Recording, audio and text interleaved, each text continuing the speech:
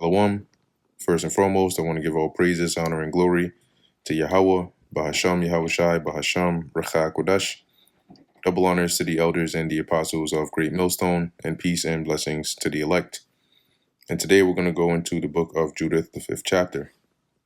Then was it declared to Holofernes, the chief captain of the army of Assur, that the children of Israel had prepared for war and had shut up the passages of the hill country. So they blocked off the passages in the hill country, and had fortified all the tops of the high hills, and had laid impediments in the champaign country. So in the plain countries, they basically blocked it all off.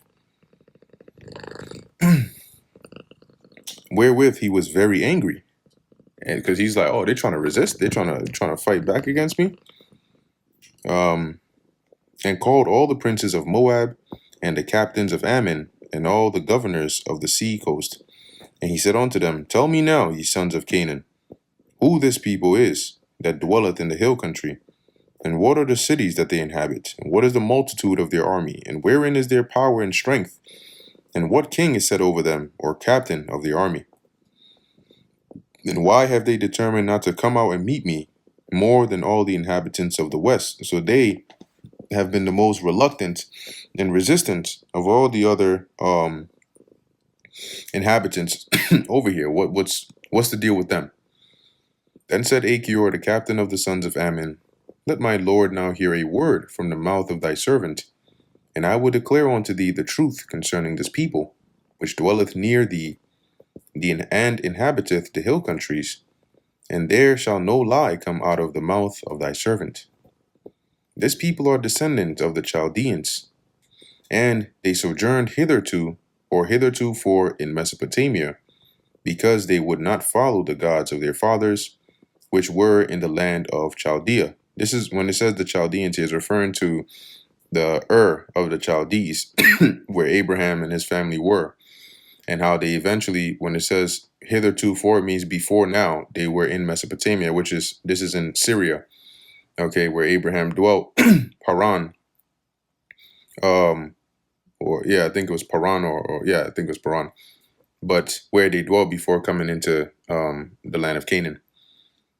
It says here, verse 8, For they left the way of their ancestors and worshipped the God of heaven. See, as the Lord took Abraham from the idolatrous ways of his family, whom they knew, so they cast them out of the face of their gods, and they fled into Mesopotamia, which is Syria, and sojourned there many days. Then their God commanded them to depart from the place where they sojourned, and to go into the land of Canaan, where they dwelt, and were increased with gold and silver, and with very much cattle. But when a famine covered all the land of Canaan, they went down into Egypt and sojourned there. Right, this is with Jacob and the patriarchs and all of them, when Joseph was already in Egypt. While they were nourished and became a great multitude, so that one could not number their nation. Therefore the king of Egypt rose up against them and dealt subtly with them, and brought them low with laboring in brick, and made them slaves. Then they cried unto their God, and he smote all the land of Egypt with incurable plagues. So the Egyptians cast them out of their sight. And God dried the Red Sea before them. So this going into the Exodus, right? And how the Lord parted that body of water in half for us to walk on it, and brought them to Mount Sinai, which is Sinai, and Kadesh Barnea, which is Kadesh Barnea, and cast forth all that dwelt in the wilderness, which are those Amorites that were in the southern parts of the wilderness on our way into the land. So they dwelt in the land of the Amorites, and they destroyed by their strength all them of Esabon, which is Heshbon, and passing over, that's where we took out, Og and Sihon, and passing over Jordan, they possessed all the hill country. And they cast forth before them the Canaanite, and the Perizzite, and the Jebusite, and the Sycamite, which is the Shechemite, and the Girgasites, and they dwelt in that country many days.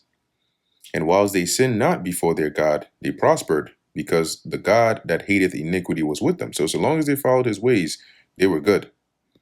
But when they departed from the way which he appointed them, they were destroyed in many battles very sore, and were led captives into a land that was not theirs, and the temple of their God was cast to the ground, and their cities were taken by the enemies. So when they disobeyed the Lord, this is the judgment they suffered. But now they are returned to their God and are come up from the places where they were scattered and have possessed Jerusalem, where their sanctuary is, and are seated in the hill country, for it was desolate.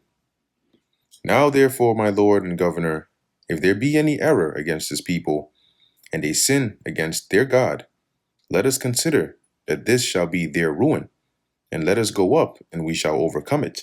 So he was basically saying, look, the way to get them, right, the way that you can actually weaken them, their kryptonite is their God, right? If they sin against them or they transgress, then that's your green light.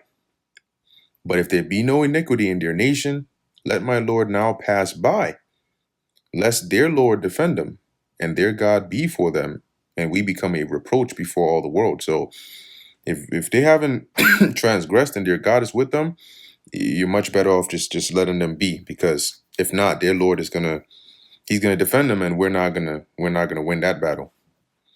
And when Achior had finished these sayings, all the people standing round about the tent murmured, "Who the hell is this? What the hell are you talking about?